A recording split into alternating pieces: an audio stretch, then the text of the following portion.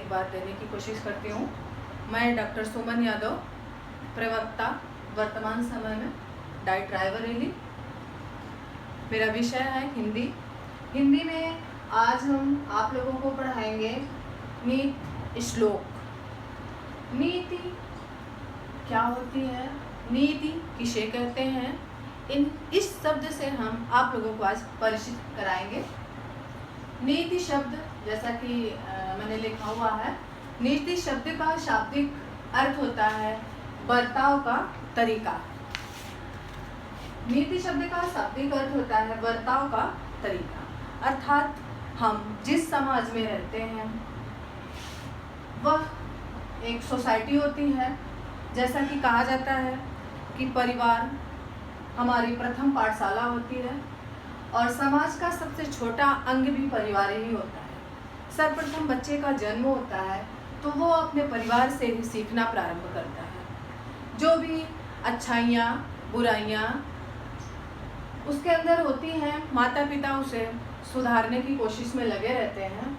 तो नीति शब्द इस आशय से हमारे समाज में प्रयुक्त हुआ है कि हमें लोक व्यवहार या सभी लोगों के साथ कैसा व्यवहार करना चाहिए।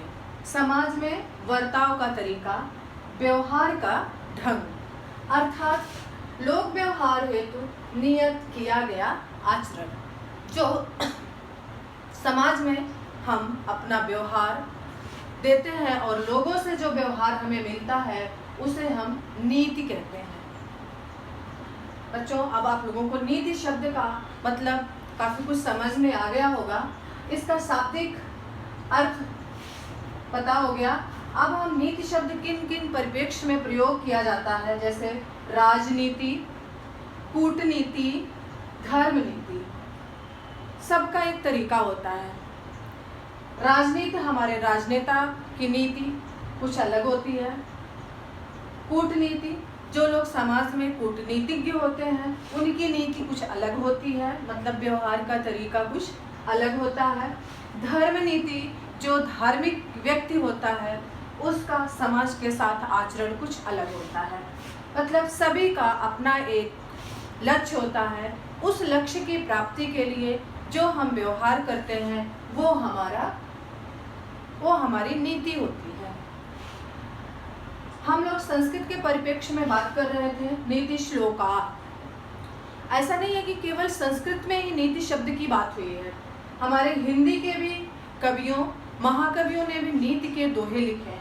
जैसा कि हम लोगों ने क्लास में पढ़ा भी है, जाना भी है। कबीरदास भक्ति काल के निर्गुण भक्ति शाखा के कवि हैं, इन्होंने भी नीति के दोहे लिखे हैं। रहीमदास ने भी नीति के बहुत सारे दोहे लिखे हैं और बिहारी ने श्रृंगारिक दोहों के साथ साथ नीति के दोहे लिखे हैं। कहने का मतलब ये है कि किसी कार्य की सिद्धि के लिए जो हम योजना बनाते हैं उस लक्ष्य की प्राप्ति तक उस योजना को हम नीति कहते हैं। जब वो सकारात्मक पक्ष में होती है तो वो नीति कही जाती है। जब वो नकारात्मक पक्ष में होती है, किसी के लिए षड्यंत्र रचना, किसी के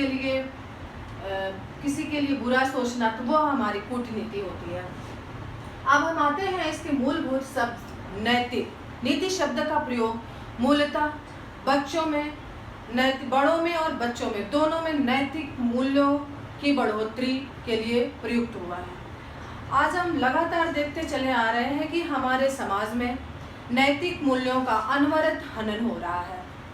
मतलब व्यक्ति के अंदर से दया, ममता, करुणा, ईमानदारी, सत्य और अहिंसा, इन सारे मूल्यों का बहिष्कार होता चला जा रहा है। इसके बदले में व्यक्ति के अंदर क्रोध, बेईमानी, असत्य, हिंसा और बहुत सारे ऐसे अनैतिक गुण हैं जिसका वह समाज में व्यवहार कर रहा है। एक होता है नैतिक, दूसरा होता है नैतिक मूल्य। किसी भी व्यक्ति में जब इन सारे गुणों अर्थात दया, ममता, करुणा, ईमानदारी, सत्य और अहिंसा, जब व्यक्ति के अंदर ये सारे गुण प्रवेश कर जाते हैं, अर्थात इन सारे गुणों के साथ वह समाज में व्यवहार करता है, तब वह व्यक्ति मूल्यवान हो जाता है। नैतिकता ऐसे बस दया कहने के लिए हो जाए, ममता कहने के लिए हो जाए, करुणा कहने के लिए हो जाए और व्यक्ति उसे अपने आचरण में ना लाए तो वह व्यक्ति अमूल्यवान रहेगा, उसका कोई मूल्य नहीं है। जब इन सारे गुणों के साथ व्यक्ति समाज में लोग व्यवहार करता है, लोगों के साथ व्यवहार करता है, तभी वह व्यक्ति नैतिक मूल्यों से युक्त होता है। अब ये तो चर्चा हमारी नीति शब्द पर थी। अब हम आप सभी लोगों को कुछ नीति श्लोक पढ़ाएंगे अर्थ सहित। जैसा कि प्रथम नीति श्लोक का चयन जो हमने किया है वो है अक्रोधेन जयेत क्रोधम असाधुम साधुना जयेत, जयेत कदर्यम दानेन जयेत सत्येन च नृतम। अर्थात आक्रोधेन जयेत क्रोधम, आक्रोधम क्रोधम अक्रोधेन जयेत, अर्थात क्रोध पर हम किस तरह से विजय प्राप्त करेंगे? प्रेम के माध्यम से। आक्रोधेन जयेत क्रोधम, अर्थात क्रोध पर हम ममता से, आक्रोध से अर्थात प्रेम से विजय प्राप्त करते हैं। अर्थात बच्चों, जो चीज़ हम झगड़ा लड़ाई से नहीं प्राप्त कर पाते हैं उसे हम प्रेम से प्राप्त कर सकते हैं। असाधुम साधुना जयेत, अर्थात जो दुर्जन, असाधु मतलब, साधु मतलब क्या होता है? सज्जन, असाधु मतलब दुर्जन, असाधुम साधुना जयेत, अर्थात असाधु मतलब दुर्जन, दुर्जन व्यक्ति पर हम सज्जनता से विजय प्राप्त कर सकते हैं, अर्थात करते हैं। जयेत कदर्यम दानेन, कदर्यम मतलब कृपणता, कृपणता मतलब कंजूसी। जयेत कदर्यम, जयत मतलब विजय प्राप्त करते हैं, कदर्यम मतलब कृपणता पर, किससे? दाने, दान के माध्यम से हम कंजूस व्यक्ति पर विजय प्राप्त कर सकते हैं।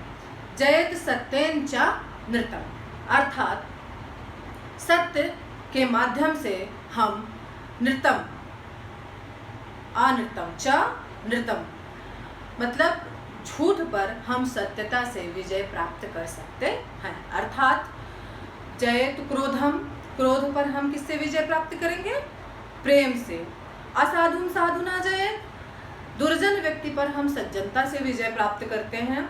जयेत कदर्यम दानेन, दान के माध्यम से हम कृपणता पर विजय प्राप्त करते हैं, अर्थात कंजूस व्यक्ति पर विजय प्राप्त करते हैं। जयेत सत्येन च नृतम, अर्थात सत्य के माध्यम से हम झूठ पर विजय प्राप्त करते हैं। जैसा कि आप लोगों को पता है कि हमारा देश जब आज़ाद हुआ तो गांधी जी ने सत्य और अहिंसा के मार्ग के माध्यम से ही भारत को आज़ाद कराया, अर्थात अंग्रेजों पर विजय प्राप्त की।